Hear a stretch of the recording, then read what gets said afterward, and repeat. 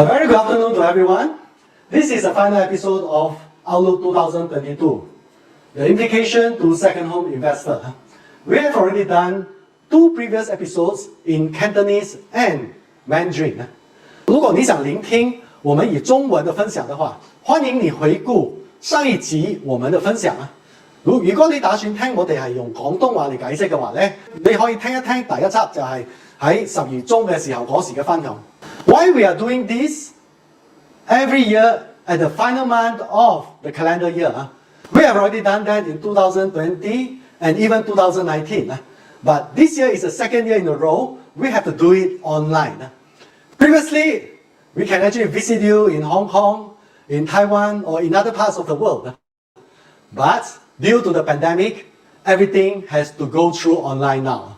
So in last year's episode, we have made some anticipation. I won't call that predictions, because that is actually through the understanding or through the discussion we had with various stakeholders, including the government sectors, the private sectors, and those related parties, including the applicants of Malaysia My Second Home program.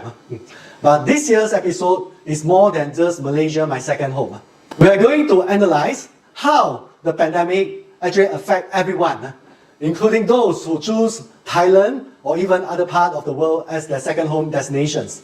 One of the anticipation we have done in 2020 is that Malaysia will be actively pushing the vaccination starting from March or April of 2021. And it really happens.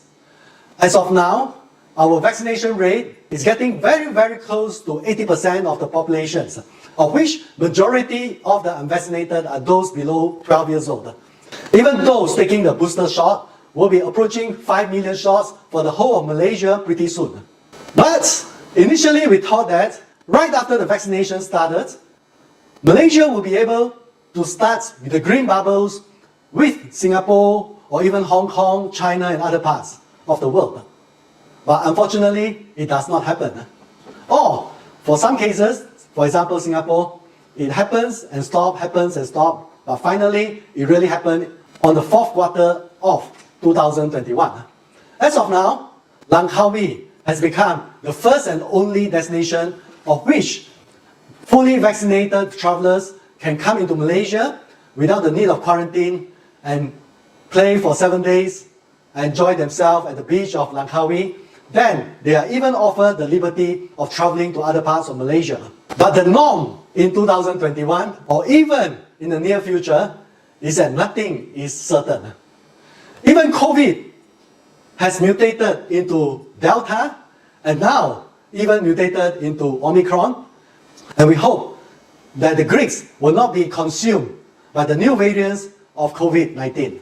Besides the vaccinations, initially we also anticipate that Malaysia My Second Home program, as of the federal version of the program, will be able to be reactivated in April 2021. And our expectation was even higher in the month of March when KPMG, the appointed consultants by the government to review the federal version of Malaysia My Second Home program, engaged us for a dialogue in the month of March. For that, we invited some of our Malaysia My Second Home clients and stakeholders to join in for the discussion. And throughout the discussion, we feel that all the review should be very positive. There should not be any change to the financial conditions of the existing Malaysia My Second Home participants. This is because right at the start of Malaysia My Second Home program, as far as we understand, the Malaysia government has made a promise to anyone who has obtained the status to be able to continue living in Malaysia for as long as they wish or they are unable to continue. Because this is a commitment for someone to move their home into Malaysia, be it the first home or the second home. However, since April, we have been anxiously anticipating the reactivation of Malaysia My Second Home program. But as month goes by, even until July, there is no official dates being given on when this program can be reactivated. And suddenly, in the month of August, there is a press conference called by the Home Ministry of Malaysia, of which various new conditions of Malaysia My Second Home program was announced. And this really caught us by surprise. During the course of our discussions with KPMG, although there are some discussions about increment of the fixed deposit or even the increment of the income requirement to join the program, but never do we anticipate that the change can be so drastic that the participants are required to place the minimum of at least ringgit 1 million in fixed deposit in Malaysia, and to prove that they have at least 40,000 ringgit in monthly income. And most of all, to even prove that they must stay in Malaysia for at least 90 days in a year. All these are so drastic that even through our discussion with KPMG, they did not even raise a single doubt on whether that is the direction they are going towards. But we also understand that our discussion with KPMG was not the final discussion. Right after our dialogue, KPMG then only approached the Home Ministry and the immigrations for their input. And of course, the report done by KPMG was in considerations of every stakeholders, including the government, the private sectors, as well as the prospective participants and the existing participants. The moment after the announcement by the Home Ministry, and of course, there are a lot of undercurrents or dissatisfaction being voiced out by all parties. And this has continued even until today. In the month of December, the Public Accounts Committee of the Parliament of Malaysia actually hold a specific sessions to go through the different areas of concern in the Malaysia My Second Home program, of which even the Auditor General of Malaysia, the Immigrations Director General, as well as the Deputy Secretary General of Home Ministry was called upon to give their view and input on why the current program actually arrives at this current stage. And based on the review, the recommendations by the Public Account Committee is to do a further review again. So as of the moment, there is still no official announcement that all legislative conditions to implement the new Malaysia My Second Home program in the federal versions.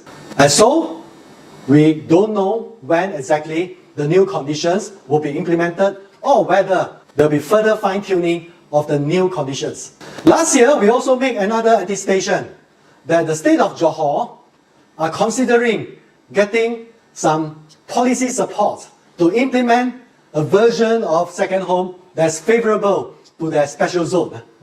And right after the announcement by the Home Ministry, and the Sultan of Johor is calling for further relaxation rather than further tightening of the conditions of Malaysia My Second Home program. However, as of now, there's still no specific second home policy just for the special zone of the state of Johor. And even the federal version is still at the moment with no definite date of being launched, although there is already a new headquarters for the program in the immigration headquarters in Putrajaya. And for this new Malaysia My Second Home Center, we anticipate that there may be an official opening ceremony in the month of January or February of 2022. Potentially, there may be an announcement of the official guidelines of the new Malaysia My Second Home program. It does not mean that everyone could not apply for a second home program in Malaysia, because the state of Sarawak of Malaysia has completed their own version of review back in September 2020. And since 2020, the state of Sarawak has been actively receiving applications for the program. Some of you may be curious why the state of Sarawak can implement their own version of the second home program. This is because when Malaysia was formed in 1963, the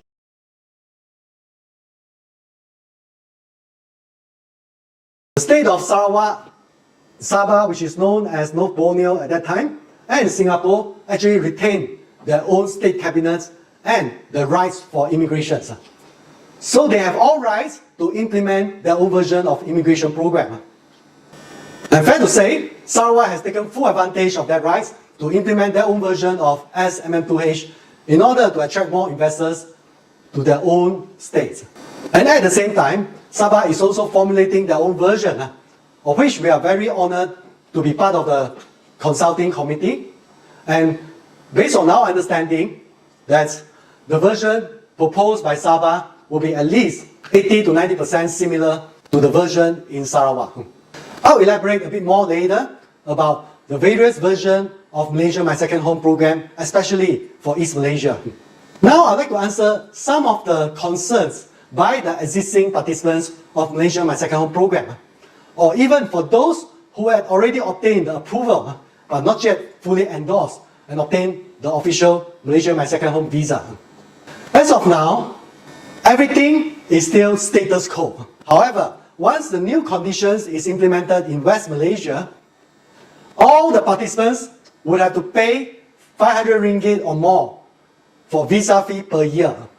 So compare this with 90 ringgit per year as of now. For a family of 4 who are holding the passport of United Kingdom, for the 10 years second home visa, it will cost them 3,600 ringgit. However, under the new conditions, the family of 4 will have to pay at least 20,000 ringgit Malaysia for 10 years of second home visa. And this applies to both the existing participants and for those who got the approval but have not endorsed the status. So for those of you who are due for renewal or are thinking of coming over for the endorsement, better do it fast. Otherwise, the visa fee may cause a bomb. But if you are not currently in Malaysia, how do you get back into Malaysia? It depends on whether you are vaccinated or unvaccinated. If you are unvaccinated, you can apply to come in through the Malaysian Travel Pass, MTP, and you must be quarantined for at least 10 days or even 14 days, depending on which country you are coming from. But if you are fully vaccinated, you have a bit more choices. If you are coming from a low-risk country, for example, United Kingdom or Hong Kong, you'll be only required to quarantine for 7 days. And you can even quarantine in your own home, should you own one or rent one in Malaysia. However, all this must be applied and approval must be granted before you leave for Malaysia. But if you do not like to be quarantined, there is another option for you, of which you can actually travel to Langkawi and then enjoy yourself there for 7 days. On the 8th day, come over to Penang, Kuala Lumpur or other parts of Malaysia. This only applies to those low-risk countries. As of now, those who are not under this category are only the 8 countries in southern part of Africa. But if Omicron actually becomes a serious issue, potentially more countries may be placed into the high-risk category. So for those of you who are interested to make the trip to Malaysia for endorsement or back to your own home, feel free to contact us. And our team in Hong Kong, Taiwan, and other parts of the world will be of assistance to try to facilitate your journey back to Malaysia to be a comfortable and straightforward journey. Bear in mind, Malaysians welcome you, and especially in the current context of the Malaysian economy, we need more investors into Malaysia. This is even more evident through the loan moratorium being imposed since May 2020. And it has been a good close to 20 months of loan moratorium, of which a lot of the loan borrowers do not need to pay the installments for their loan according to the loan agreement. This is actually a very serious problem as far as we understand. For example, even in Maybank, as high as 1 in every 4 loan borrowers are actually under this program at the moment. So, if the government of Malaysia does not continue the loan moratorium, there may be a very serious surge in non-performing loan in the banking sector of Malaysia. And this may be the reason why our Prime Minister had just announced that the loan moratorium can be extended for up to 2 years. It is a very, very unprecedented announcement. I never thought that the borrowers could actually convince the bank to give them more than 3 years of grace period to not service the loan in full. But this just showcases the severeness of the state of the economy of Malaysia. And we really appreciate if anyone could bring in additional investment into Malaysia. For those of you who can afford to place at least R1 million in fixed deposit, and if you wish to get a fast-track approval for Malaysia My Second Home program, feel free to contact us. And if you qualify, we can try to put you on track right on the launching of the new program. And I believe this is what our banks would love to see as well. But if you feel that you are not able to stay for 90 days in a year in Malaysia, you can always choose the East Malaysian version, of which the Sarawak version has always been to place either 150,000 ringgit if you are an individual applicant, or 300,000 ringgit in fixed deposit if you are a family applicant. And you are only required to stay in Sarawak for at least 15 days in a year. What about Sabah version? Of course, the Sabah version, as far as we know, will be very similar to the Sarawak Malaysia My Second Home program. But there may be slight tweaking of the conditions.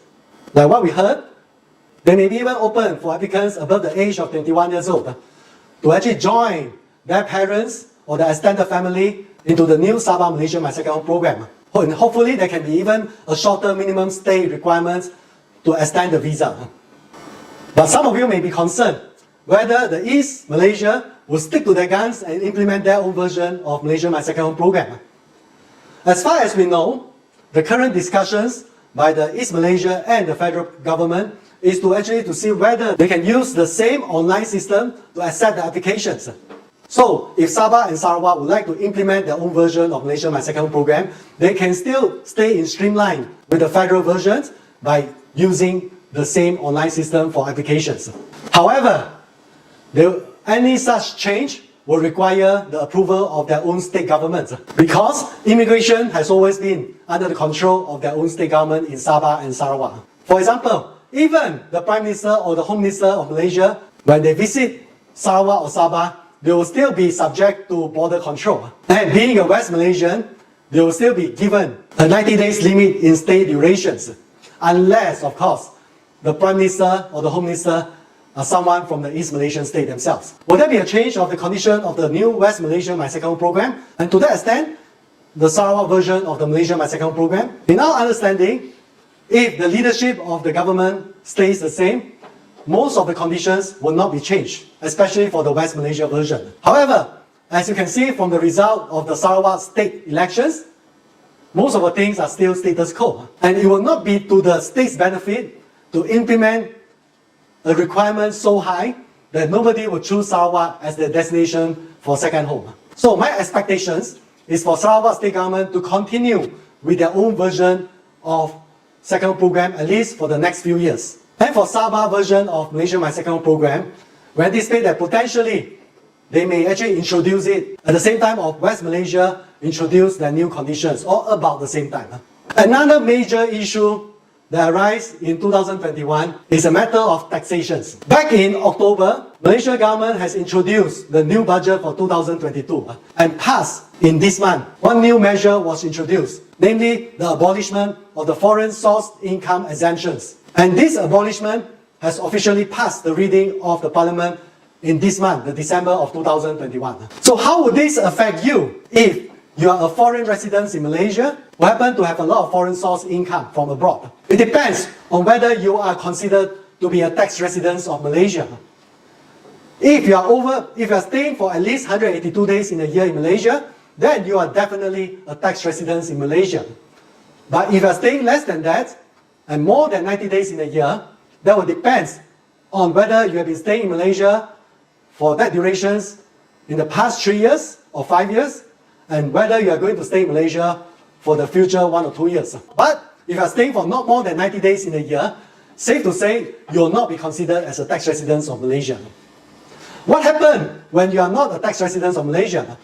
It just means that any foreign source income that you remit into Malaysia will not be subjected to Malaysian tax. But at the same time, any Malaysian source income will be subjected to the highest tier of income tax in Malaysia, which is 30%. So, it's a balance that one has to make. Whether you would like your Malaysian source income to be taxed at the highest rate, or whether it's okay for your foreign source income to be taxed according to the Malaysian tax rates. But I'm not a tax expert. We have actually just recently concluded a sessions with a tax expert who is also a celebrity speaker in Malaysia, Agnes Ong. So if you are concerned about how this ruling will affect your future in Malaysia, feel free to revisit that webinar, okay? Although it's conducted in Cantonese or Mandarin. We may provide another version with an English subtitle in the near future. One of the anticipation that we make in end of 2020 is that there may be a new agencies to take charge of Malaysia My Second Home program. But it did not happen. As of now, the federal version of Malaysia My Second Home program is still very much under the control of the Home Ministry and the Immigration Department of Malaysia. However, Thailand has just introduced a new golden visa. And it actually allows the participants to stay in Thailand for up to 10 years, to even allow them to buy properties in Thailand, as well as to enroll the children into schools in Thailand. When I first learned about this program, the first thing that comes into my mind is, this is Thailand My Second Home. So even though the Malaysia My Second Home is not under a new agency, our group has decided to come up with a new platform called the International Alliance of Residents by Investment. In short, InterResi.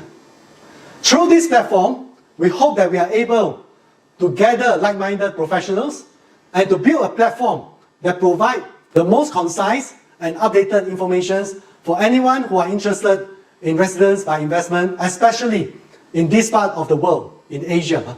But of course, our reach will include Malaysia, Thailand, Taiwan, or even Europe and United States. So through this platform, we have successfully organized a charitable event called Moving Forward 2020, an international business and tax conference, together with Sharika Ong and ASEAN Legal Alliance, the leading legal network in Southeast Asia. Through this event, we have managed to raise about 7,000 ringgit for 7 different charity organizations in Malaysia.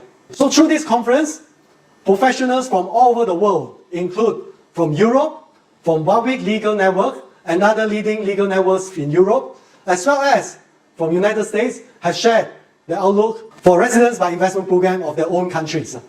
The reason we actually established this platform, InterResi, is because we realized that nowadays, besides Plan A, everyone needs to have a Plan B or even Plan C. So for example, when we are offering Malaysia My Second Home program, we also allow our client to actually apply for Thai Elite program without additional service charge.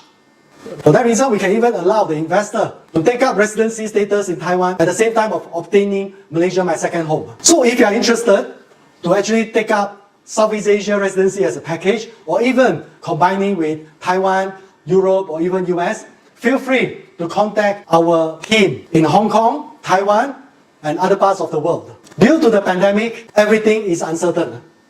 And as part of the risk control, we should not put all the egg into one single basket. We should always diversify our risk, including our residency status. Because when we have the diversity of the residents, we may be able to come up with an optimum arrangement for our tax, our investments, and our financial planning, and for our family's future. Okay, this is my sharing. Thanks a lot for joining us for this Outlook 2022. We hope that you will enjoy your Christmas and New Year. And we hope that 2022 can be a good year for anyone seeking a second home anywhere in the world. Thank you. See you.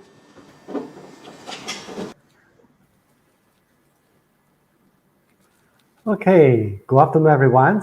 I understand that some of you may have questions regarding second home, or you may not have.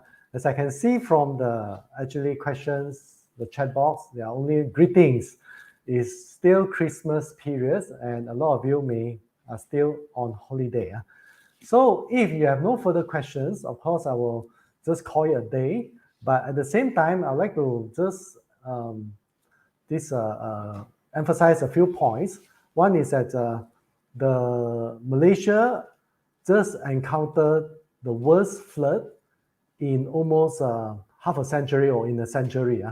So a lot of the different region in Malaysia was actually in a state of emergency, especially in Selangor, in state of Pahang, or the southern side of Peninsular Malaysia at the moment. And it was forecast that the meteorological department actually forecasted that even some part of East Malaysia or the east coast of Peninsular Malaysia may be affected in the near future again. Okay, so anyone staying in Malaysia, please stay safe. And if you need some assistance, feel free to contact the government, or if you are one of our clients, let us know. We'll be able to actually connect you with the relevant parties, or even arrange some assistance accordingly. Okay, Merry Christmas, everyone, and Happy New Year. And hope that 2022 will be a fruitful and happy year for you and your family. See you. Bye-bye.